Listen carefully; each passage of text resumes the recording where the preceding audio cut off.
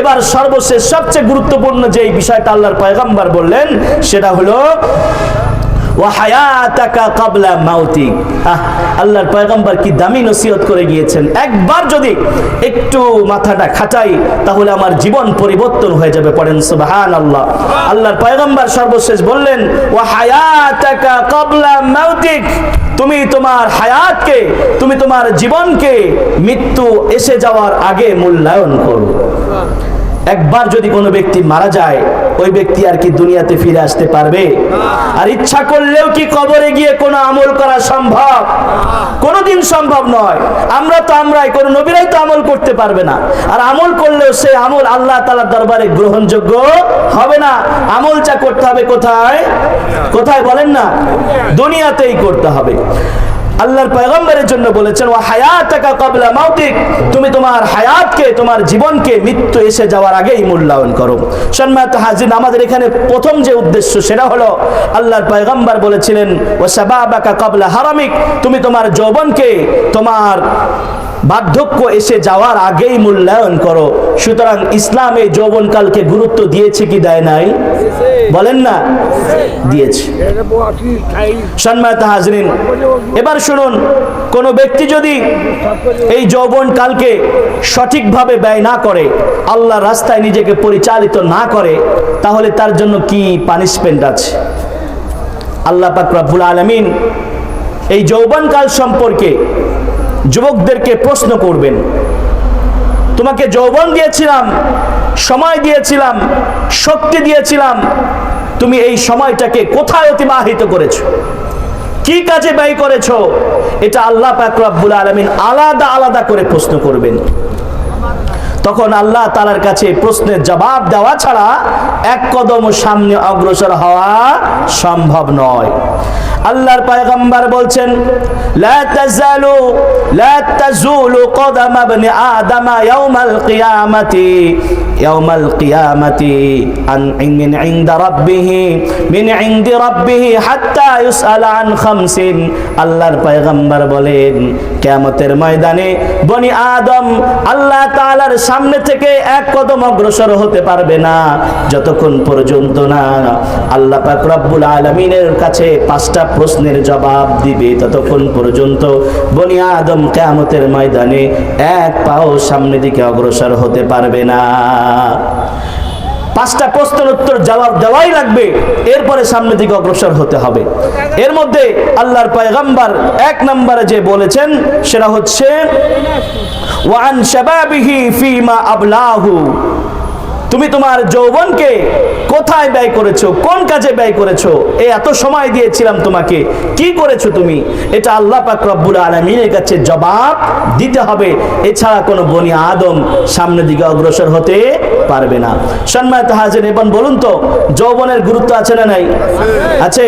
আর এই যৌবনকে যদি অনার্থক কাজে কেউ ব্যয় করে তাহলে আল্লাহর কাছে সামনে জবাব দিতে হবে কি হবে না? হবে।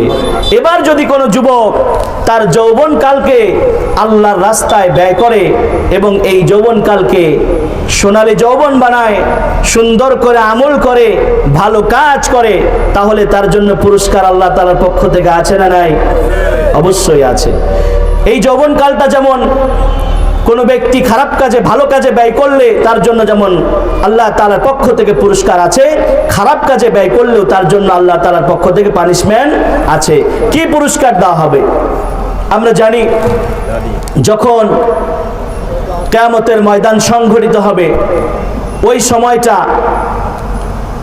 খুব আনন্দের হবে, তাই না? আনন্দের। কঠিন পরিস্থিতি, কেউ কাউকে পরিচয় দিবে না, খুব ভয়াবহ অবস্থা। সূর্য আমাদের কাছাকাছি চলে আসবে, মাটিটা তামার মতো হয়ে যাবে। এই কঠিন পরিস্থিতিতে যে সমস্ত যুবকেরা আল্লাহর রাস্তায় নিজের জীবনকে যৌবন বয়সে অতিবাহিত করেছেন, আল্লাহর পয়গম্বর বলেন আল্লাহ তাআলা ওই কঠিন মুহূর্তে এই সমস্ত যুবকদেরকে আল্লাহর আরশে আজিমের নিচে ছায়া প্রদান করবে। সুবহানাল্লাহ। জোরে বলেন সুবহানাল্লাহ, জোরে বলেন না। আল্লাহর পয়গম্বর বলছেন وعن أبي هريرة عن النبي صلى الله عليه وسلم قال আবু হুরায়রা রাদিয়াল্লাহু তাআলা আনহু থেকে বর্ণিত আল্লাহর পয়গম্বর বলেন সাবাতুন ইউযিল্লুহুমুল্লাহু ফি যিল্লিহি ইয়াওমা লা যিল্লা ইল্লা যিল্লুহু।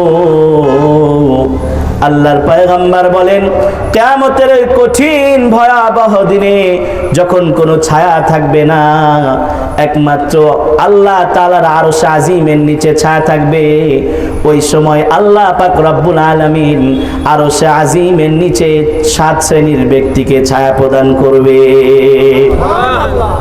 আল্লাহর পয়গম্বর 1 নম্বরে বলছেন ইমামুন আদিল, ন্যায়পরায়ণ শাসক যারা হবে, ন্যায়পরায়ণতার সাথে তারা শাসক বর্গ, যে সমস্ত শাসকরা আছে তারা তাদের শাসন কার্য পরিচালিত করবে, ইনসাফ ভিত্তিক রাষ্ট্র কায়েম করবে, ইনসাফের মাধ্যমে পরিচালিত করবে।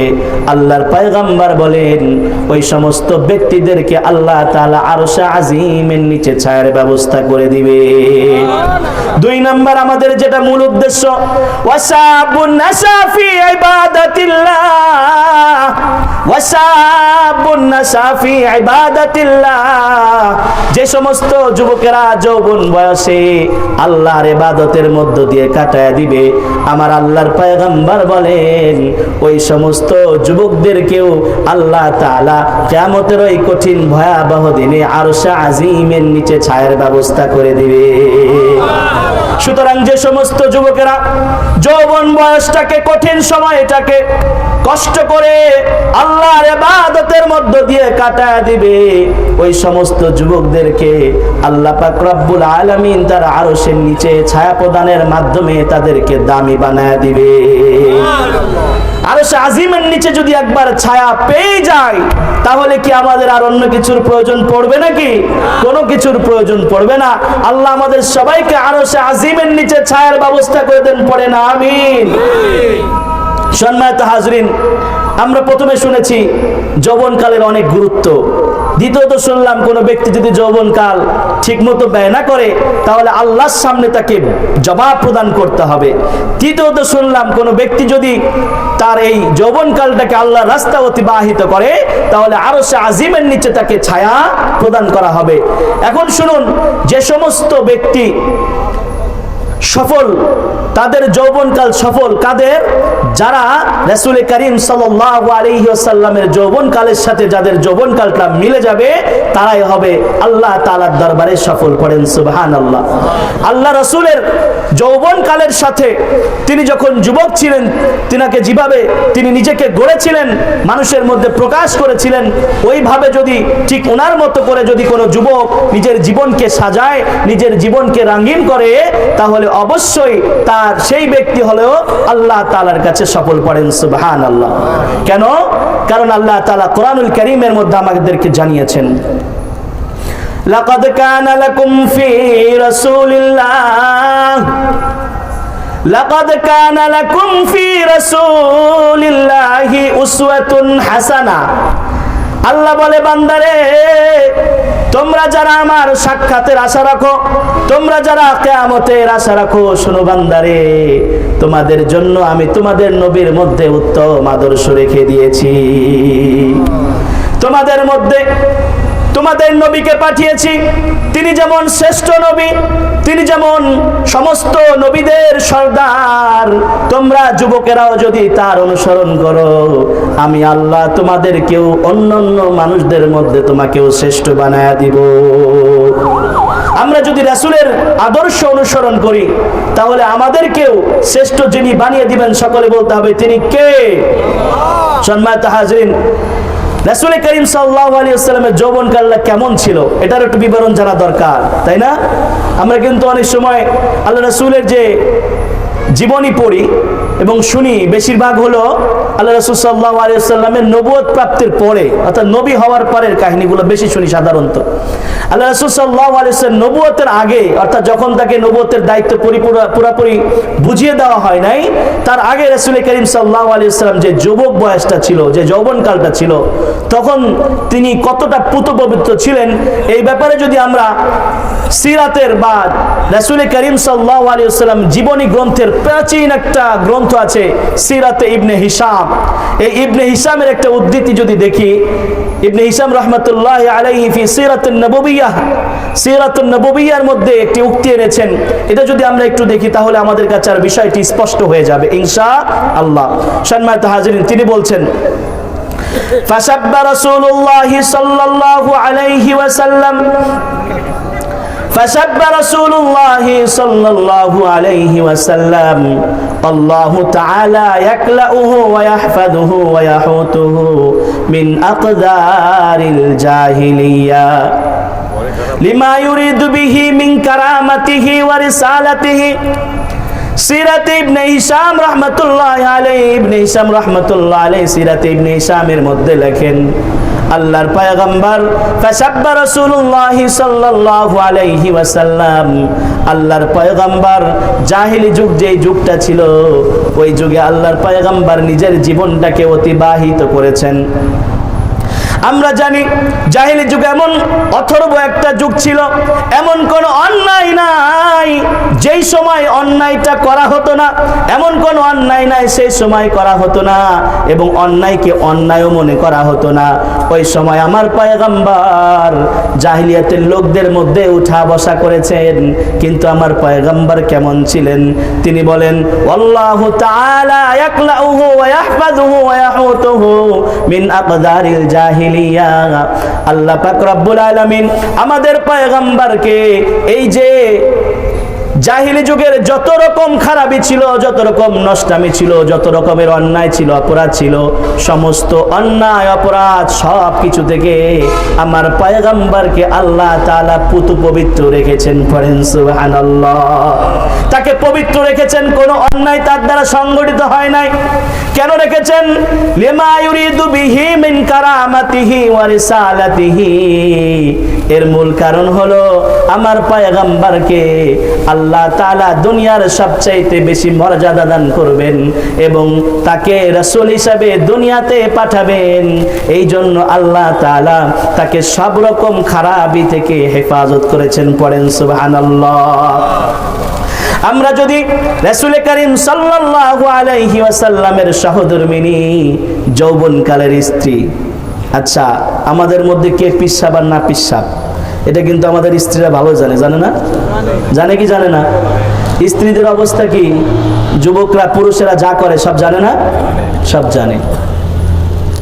কোন ব্যক্তির ব্যাপারে কোন স্ত্রী যদি বাস্তবিক পক্ষে সাক্ষী দেয়, সত্যি সত্যি সাক্ষী দেয় আমার স্বামী ভালো, তাহলে কি ওই লোকেরা সার্টিফিকেটের দরকার আছে? বলেন না, আছে নাকি? নাই। কথা বুঝেন নাই মনে হয়। বুঝছেন? আমার কথা বুঝতেছেন না? শোনা যায় না? আচ্ছা, কোন লোকের ব্যাপারে যদি কারো স্ত্রী সাক্ষ্য দেয় যে আমার স্বামী বাস্তবিক পক্ষে ভালো এবং সত্য সত্যই বলছে, তাহলে কি ওই ব্যক্তির আর অন্য কোনো সার্টিফিকেটের দরকার আছে? চেয়ারম্যানের সার্টিফিকেট, মেম্বারের সার্টিফিকেট, কারো সার্টিফিকেটের দরকার নাই। কারণ যত গোপন ভিত কে জানে? স্ত্রী সব জানে। রাসূল করিম সাল্লাল্লাহু আলাইহি ওয়াসাল্লামের যৌবনকালটা কেমন ছিল? আল্লাহ রাসূল মাত্র 25 বছর বয়সে বিবাহ করেছিলেন। কাকে? আম্মা জান খাদিজাতুল কুবরা রাদিয়াল্লাহু তাআলা আনহাকে। তিনি তার যৌবনের সাথী ছিলেন এবং তার চরিত্র কেমন ছিল তার চেয়ে আর কেউ বেশি জানতেন না। তিনি রাসূল করিম সাল্লাল্লাহু আলাইহি ওয়াসাল্লাম আল্লাহ পাক রব্বুল আলামিন তাকে যখন নবুয়তের দায়িত্ব বুঝিয়ে দিলেন জিবরাইল আলাইহিস সালাতু ওয়াস সালামের মাধ্যমে, হীরা গুহার মধ্যে যখন জিবরাইল আলাইহিস সালাতু ওয়াস সালাম তাকে দায়িত্ব বুঝিয়ে দিচ্ছেন এবং আল্লাহর পয়গম্বরকে বললেন, হে আল্লাহর পয়গম্বর ইকরা, আপনি পড়ুন। আল্লাহর পয়গম্বর বললেন, মা আনা বিকারিন, আমি পড়তে জানি না। এভাবে 3 বার বললেন এবং আল্লাহ রাসূল তাকে জাপড়িয়ে ধরলেন শক্ত করে। এতে আল্লাহ রাসূল কিছুটা ভীত সন্ত্রস্ত হলেন, ভয় পেলেন। স্বাভাবিক মানবীয় যে ভয়, সেই ভয় পেলেন তিনি। এবার জিবরাইল যখন চলে গেছেন, ভালো করে শুনতে হবে, জিবরাইল আলাইহিস সালাতু ওয়াস সালাম যখন চলে গেলেন, আল্লাহর পয়গম্বর সোজা দ্রুততার সাথে আম্মা জান খাদিজাতুল কুবরা রাদিয়াল্লাহু তাআলার কাছে চলে গেছেন এবং যা বলতেছেন, ও খাদিজা, আমার মনে হচ্ছে আমি মনে হয় আর বাঁচবো না। আমি যা দেখছি আজকে আমার মনে হচ্ছে আমি আর বাঁচবো না, অবস্থা খুবই খারাপ। এবার আম্মা জান খাদিজাতুল কুবরা রাদিয়াল্লাহু তাআলা আনহা জানতে চান, ও আমার স্বামী ইয়া রাসূলুল্লাহ, আপনার কি হয়েছে আপনি আমাকে বলুন, আপনার কি সমস্যা, আপনি এত ভয় পাচ্ছেন কেন, এত ঘাবড়াচ্ছেন কেন? একজন যোগ্য স্বামীর যোগ্য স্ত্রী তাকে সান্ত্বনা দিচ্ছেন, স্বামীকে বলছেন আপনি ভয় পেন না, কি হয়েছে আমাকে বলুন। আল্লাহর পয়গম্বর যখন সেই হীরা গুহার, অনেক সময় লাগবে সংক্ষেপে শেষ করছে, আল্লাহ রাসূল যখন হীরা গুহার সে অবস্থাটা আম্মাজান খাদিজাতুল কুবরা রাদিয়াল্লাহু তাআলা আনহার কাছে ব্যক্ত করলেন, আম্মাজান খাদিজাতুল কুবরা রাদিয়াল্লাহু তাআলা আনহা আল্লাহ রাসূল সাল্লাল্লাহু আলাইহি ওয়াসাল্লামকে তখন ভয় যাতে না পায় সান্ত্বনা দেওয়ার জন্য যে বাক্যগুলো বলেছিলেন, যে কথাগুলো বলেছিলেন, সেই কথাগুলো রাসূল করিম সাল্লাল্লাহু আলাইহি ওয়াসাল্লামের সেই যৌবনের সাক্ষী। আল্লাহর পয়গম্বরের চরিত্র কেমন ছিল, তিনি কি অবস্থায় ছিলেন, সেই কথার মাধ্যমে ফুটে উঠেছে। আম্মাজান খাদিজাতুল কুবরা রাদিয়াল্লাহু তাআলা আনহা বলছেন, আল্লাহর পয়গম্বর যখন বললেন, ও খাদিজা, আমি মনে হয় আর জীবনে বাঁচবো না, আমার মনে হয় জীবন শেষ হয়ে যাবে। খাদিজাতুল কুবরা রাদিয়াল্লাহু তাআলা আনহা বলেন, ও আমার স্বামী, আপনার কি হয়েছে আপনি আমার কাছে বলুন, আমি বিষয়টা বোঝার চেষ্টা করি। আল্লাহর পয়গম্বর যখন হীরা গুহার বিষয়টাকে বৃত্তান্ত জানালেন, তখন খাদিজাতুল কুবরা রাদিয়াল্লাহু তাআলা আনহা বলছেন, কাল্লা আবশির, ও আল্লাহর পয়গম্বর, আপনি যেটা মনে করে ভয় পাচ্ছেন, ভয় পাবেন না, ঘাবড়াবেন না, বরং আপনি আমার পক্ষ থেকে সুসংবাদ গ্রহণ করুন। পড়েন সুবহানাল্লাহ। ফাওয়াল্লাহি লা ইউখজিকাল্লাহু আবাদা। খাদিজাতুল কুবরা রাদিয়াল্লাহু তাআলা আনহা বলছেন, আল্লাহর কসম, লা ইউখজিকাল্লাহু আবাদা, আল্লাহ পাক রব্বুল আলামিন কখনোই আপনাকে অপমানিত, অপদস্থ করবেন না। খাদিজাতুল কুবরা রাদিয়াল্লাহু তাআলা আনহা বললেন, ও আল্লাহর পয়গম্বর, আপনি সুসংবাদ গ্রহণ করুন, আল্লাহর কসম, আল্লাহর কসম, আপনাকে আল্লাহ লাঞ্ছিত, অপমানিত, অপদস্থ করবেন না। কেন করবেন না? আম্মাজান খাদিজাতুল কুবরা বলছেন, ওয়াল্লাহি ইন্নাকা লাতাসিলুর রাহিমা, ও আল্লাহর পয়গম্বর, আপনি এমন একজন ব্যক্তি যিনি আত্মীয়দের সম্পর্ক বজায় রেখে চলার চেষ্টা করেন। এটা তার যুবক বয়সের গুণ বর্ণনা করছেন। সুবহানাল্লাহ। ইন্নাকা লাতাসিলুর রাহিমা, ও আল্লাহর পয়গম্বর, আপনি এই অবস্থাতে, আপনি যে আত্মীয় স্বজন আপনার সাথে আত্মীয়তার সম্পর্ক ছিন্ন করতে চায়, আপনি সম্পর্ক ছিন্ন করতে চান না, বরং জোড়া লাগাইতে চান। ওয়াতাসদুকুল হাদিস, ও আল্লাহর পয়গম্বর, আপনি একজন সত্যবাদী মানুষ।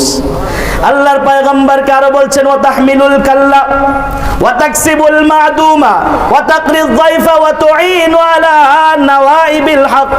ও আল্লাহর পয়গম্বর, আপনি এমন একজন মানুষ, অসহায়দের বোঝাকে নিজের কাঁধের উপরে তুলে নেন, যারা অসহায় আছে তাদের সাহায্য সহযোগিতা করেন, মেহমানদের মেহমানদারি করেন, এবং যে সমস্ত মানুষেরা হক প্রত্যাশী, হক প্রার্থী, তাদেরকে হকের পথ আপনি বাতলায় দেন। সুতরাং আল্লাহ পাক রব্বুল আলামিন জিন্দেগিতে কখনোই আপনাকে লাঞ্ছিত, অপমানিত করবেন না। পড়েন সুবহানাল্লাহ। মক্কার কাফেররা আল্লাহর পয়গম্বরের সাথে 40 বছরের পর থেকে শত্রুতা শুরু করেছে। এর আগ পর্যন্ত আল্লাহর পয়গম্বরের চরিত্র কেমন ছিল, আমরা যদি ওই সামান্য ঘটনার দিকে লক্ষ্য করি তাহলে বুঝতে পারবো। আল্লাহর পয়গম্বর যখন পরিপূর্ণ যুবক, আল্লাহর পয়গম্বরের ওই সময় একটা মক্কার মধ্যে ঘটনা ঘটে গেল। মক্কার মধ্যে যে কাবা ঘরটা আছে, ওই কাবা ঘরটাকে সংস্কার করতে চাইলো, নতুন করে আবার সুন্দর করে সাজাবে, এই চিন্তা ভাবনা করে সামনের দিকে সবাই অগ্রসর হলো। সকলে তাদের বৈধ টাকা দিয়ে, হালাল উপার্জন দিয়ে কাবা ঘরটাকে পুনরায় নির্মাণ করার চেষ্টা করলো। একটা পর্যায়ে যখন নির্মাণ হয়ে গেছে, নির্মাণ হয়ে যাওয়ার পর সর্বশেষ বিপত্তি বাধা দেয় হজরে আসওয়াদটাকে নিয়ে। হজরে আসওয়াদ চিনি আমরা, কোনটা? কালো পাথর, তাই না? কালো পাথর, জান্নাতি পাথর। এই পাথরে চুমা দিলে কি হয়? গুনাহ খাতা মাফ হয়ে যায়। এই হজরে আসওয়াদটা নিয়ে বিপত্তি বাধা দিল, বিপত্তি দেখা দিল। এই হজরে আসওয়াদটাকে নিয়ে প্রত্যেকটা গোত্র দাবি করে বসলো যে এই যে হজরে আসওয়াদটা আছে এটা বরকতময় পাথর, সুতরাং এই পাথরটাকে আমাদেরকে দাও, আমরা জায়গা মতো নিয়ে রাখি। আরেক গোত্র দাবি করলো, একই অবস্থা। প্রত্যেকেই যখন দাবি করা শুরু করে দিল, কাবা ঘরকে কেন্দ্র করে মনে হয় আবার নতুন করে যুদ্ধ লেগে যাবে। এমনিতে আল্লাহর পয়গম্বর বড় একটা যুদ্ধ তাদের মাঝে সংগঠিত হয়েছিল, বছরের পর বছর চলে আসছিল। এটাকে সমাধান করার জন্য আমার পয়গম্বর হিলফুল ফুজুল নামে একটা সংগঠন তৈরি করেছিলেন। আল্লাহর পয়গম্বর দেখতে পেলেন কঠিন অবস্থা, একটা পর্যায়ে তারা মারামারি লেগে যাবে এমন পরিস্থিতিতে চলে গিয়েছে। পরিশেষে তাদের বুদ্ধিমান লোকেরা একত্রিত বসে সিদ্ধান্ত গ্রহণ করলো, এটাকে সমাধান করতে হবে। সমাধানটা কার মাধ্যমে করা যায়? এই জন্য সকলে সিদ্ধান্ত ক্রমে কাবা ঘরের মধ্যে বসে রয়েছে। ওই সময় সকলে সিদ্ধান্ত করলো, আমরা যারা আছি এরা বাদ দিয়ে আগামীকাল সকালবেলায় মসজিদে হারামের মধ্যে সর্বপ্রথম যে ব্যক্তি পাওটা দিয়ে প্রবেশ করবে, আমরা সকলেই তার মাধ্যম দিয়ে আমাদের সমস্যাটাকে সমাধান করব। সকালবেলায় সবাই উপস্থিত। ওই মুহূর্তে ওই সমস্যার সমাধান করা খুব জরুরি হয়ে গেছে। সবাই যখন অপেক্ষায় অপেক্ষমান, কে আমাদের মাঝে সর্বপ্রথম প্রবেশ করে, ওই মুহূর্তে আর কেউ নয়, আমাদের প্যারা নবী আহমদে মুস্তফা মুহাম্মদে মুস্তফা সাল্লাল্লাহু আলাইহি ওয়াসাল্লাম ওই চৌকাঠের মধ্যে সর্বপ্রথম প্রবেশ করেছে। এটা স্বাভাবিক বিষয় না। এরপরে যে ঘটনা সংঘটিত হলো, এই অবস্থা দেখে সর্বপ্রথম যখন আল্লাহর পয়গম্বর ওখানে প্রবেশ করলেন, তখন সকলে এক বাক্যে বলে উঠল, অকালু হাদাল আমিন রাদিনাহু হাদা মুহাম্মদ। সকলে এক বাক্যে বলল, আহারে আমাদের সমস্যাটাকে সমাধান করার জন্য আর কোন ব্যক্তি আসে নাই, যিনি এসেছেন সে তো আমাদের আল আমিন। পড়েন সুবহানাল্লাহ। আমরা সকলেই সে যে সিদ্ধান্ত নিবে এক বাক্যে সকলেই সেটা আমরা মেনে নিব। আল্লাহর পয়গম্বরকে বলা হলো এই সিদ্ধান্ত হয়েছে। আল্লাহর পয়গম্বর তখন সবাইকে বললেন, ঠিক আছে। আল্লাহর পয়গম্বর নিজের শরীর থেকে চাদরটা খুলে বিছিয়ে দিলেন। চাদরটা খুলে বিছিয়ে দেওয়ার পর নিজ হাতে সেই হজরে আসওয়াদটাকে নিয়ে চাদরের উপরে সুন্দর করে রাখলেন। রাখার পরে এবার সবাইকে বললেন, গোত্রপতি যারা আছে তাদের সবাইকে বললেন, তোমরা একটা একটা করে এই চাদরটাকে সকলে ধারণ করো, অর্থাৎ প্রত্যেক গোত্র থেকে একজন এসে চাদরটাকে ধরো। যখন সকলে একত্রে হয়ে চাদরটাকে ধরলো, এবার আল্লাহর পয়গম্বর বললেন, চলো ওই জায়গায় নিয়ে চলো। সবাই যখন ওই জায়গায় নিয়ে গেল, আল্লাহর পয়গম্বর সুন্দর করে সেই হজরে আসওয়াদটাকে নিয়ে জায়গা মতো বসায় দিলেন। এই সমাধান দেখে মক্কার আরবের লোকেরা তখন সবাই আল্লাহর পয়গম্বরের উপরে সন্তুষ্ট হয়ে গেল এবং সকলে আল আমিন বলা শুরু করলো। আল্লাহর পয়গম্বরকে তাকে যৌবনকালে যখন তাকে নবুয়তের দায়িত্ব বুঝিয়ে দেওয়া হয় নাই, তার আগে থেকেই আল্লাহর পয়গম্বর তাদের মাঝে আল আমিন ছিলেন। পড়েন সুবহানাল্লাহ। সুতরাং কোন যুবক ভাই যদি আদর্শ গ্রহণ করতে চায়, তাহলে কাটটা করবে, আমাদের রাসূলের আদর্শ গ্রহণ করতে হবে। তাহলে সেই ব্যক্তিও দুনিয়াতে আল্লাহ পাক রব্বুল আলামিনের কাছে মর্যাদাবান বান্দা হয়ে যাবে। পড়েন সুবহানাল্লাহ। সম্মানিত হাজরিন, সময় শেষ হয়ে গিয়েছে, 1 মিনিট আছে। 1 মিনিটের মধ্যে একটা কথা বলে দেই। যুবক ভাইরা, তোমাদের নিয়ে কেন আলোচনা করলাম? তোমাদের এই সময়টা সোনালী সময়, এটাকে নষ্ট করবা না। 2-3 দিন পরেই আমাদের মাঝে 31st নাইট চলে এসেছে। এই 31st নাইটে অংশগ্রহণ করা আল্লাহ রসুলের আদর্শ হতে পারে না। কোন মুমিন, কোন মুসলমানের সন্তান 31st নাইটে অংশগ্রহণ করতে পারে? জোরে বলতে হবে, পারে না। আর আমরা যারা গার্জিয়ান আছি, আমাদের সন্তানেরা কোথায় যায়, কি করে, এটা কি খোঁজ রাখার দায়িত্ব আমাদের আছে না নাই? সুতরাং আমাদের একটা টাকা এই ঘাম জড়ানোর পয়সা যেন আমার সন্তান গিয়ে ওই পটকাবাজি, আতশবাজি আর ফানুস উড়ানোর মধ্যে নষ্ট না করে, সেদিকে আমাদের লক্ষ্য রাখার দরকার আছে না নাই? অবশ্যই আমরা লক্ষ্য রাখবো, যাতে করে আমাদের মেয়েরা, আমাদের সন্তানেরা, আমাদের ছেলেরা কোনোভাবেই বিপথে না চলে যায়, সেদিকে আমাদের সবাইকে ভ্রুক্ষেপ করতে হবে। আল্লাহ তাআলা যে কথাগুলো বলেছি, ভুল ভ্রান্তি মার্জন করে সর্বপ্রথম আমাকে এবং আপনাদের সবাইকে আমল করার তৌফিক দান করুন। সকলে পড়ি আমিন। ওয়া আখিরু দাওয়ানা আলহামদুলিল্লাহি রাব্বিল আলামিন। আসসালামু আলাইকুম ওয়া রাহমাতুল্লাহি ওয়া বারাকাতুহু।